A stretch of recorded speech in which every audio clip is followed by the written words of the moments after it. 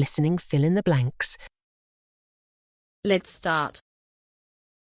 He adds, if there is going to be change to jobs as a result of AI and robotics, then I'd like to see government seizing the opportunity to improve policy to enforce good job security. We can reprogram the law to prepare for a fairer future of work and leisure. McGaw's findings are a call to arms to leaders of organizations, governments and banks to preempt the coming changes with bold new policies that guarantee full employment, fair incomes and a thriving economic democracy.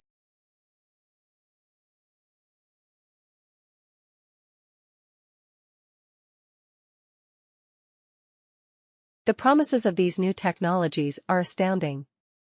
They deliver humankind the capacity to live in a way that nobody could have once imagined, he adds. Just as the Industrial Revolution brought people past subsistence agriculture, and the corporate revolution enabled mass production, a third revolution has been pronounced.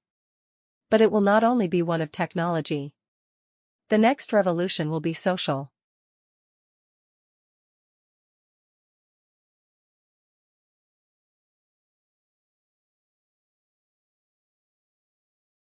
The first hydroelectric power plants were much more dependable and efficient than the plants of the day that were fired by fossil fuels. This led to a rise in the number of small to medium-sized hydroelectric generating plants located wherever there was an adequate supply of falling water, and a need for electricity. As demand for electricity soared in the middle years of the 20th century, and the effectiveness of coal and oil power plants improved, small hydro plants became less popular. The majority of new hydroelectric developments were focused on giant mega projects.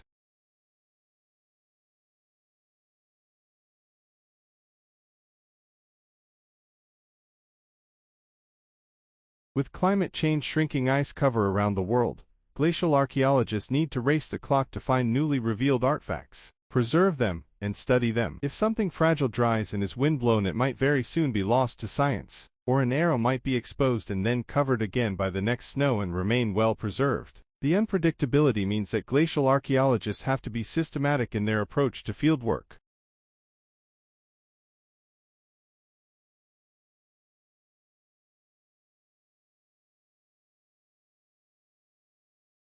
The genome of the polar bear may also provide the solution for another condition, one that particularly affects our older generation, osteoporosis. This is a disease where bones show reduced density, usually caused by insufficient exercise, reduced calcium intake or food starvation. Bone tissue is constantly being remodeled, meaning that bone is added or removed, depending on nutrient availability and the stress that the bone is under. Female polar bears, however, undergo extreme conditions during every pregnancy.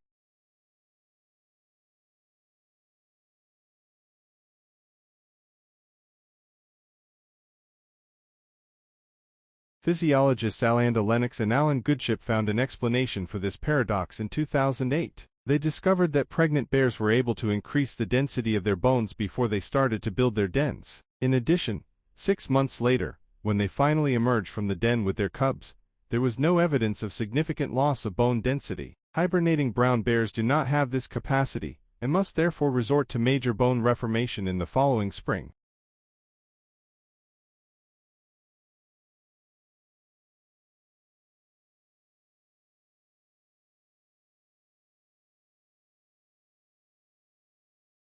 But we live in changing times, and Whitebread is mindful of a worldwide decline in play, pointing out that over half the people in the world now live in cities.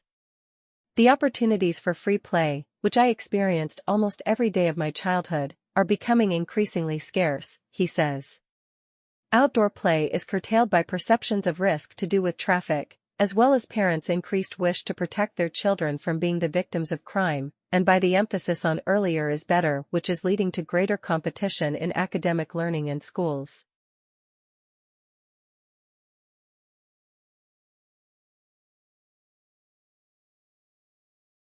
Female polar bears, however, undergo extreme conditions during every pregnancy. Once autumn comes around, these females will dig maternity dens in the snow and will remain there throughout the winter, both before and after the birth of their cubs. This process results in about 6 months of fasting, where the female bears have to keep themselves and their cubs alive, depleting their own calcium and calorie reserves. Despite this, their bones remain strong and dense.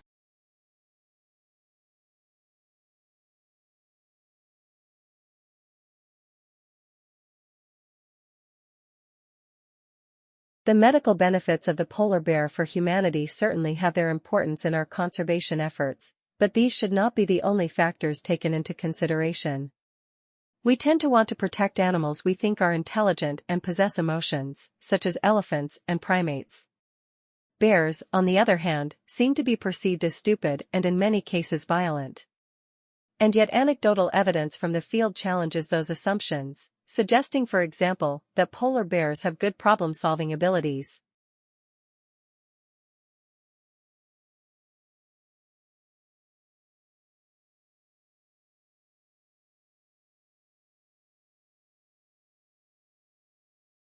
A male bear called Gogo in Tojizu, Osaka, has even been observed making use of a tool to manipulate his environment. The bear used a tree branch on multiple occasions to dislodge a piece of meat hung out of his reach. Problem-solving ability has also been witnessed in wild polar bears, although not as obviously as with Gogo. A calculated move by a male bear involved running and jumping onto barrels in an attempt to get to a photographer standing on a platform 4 meters high.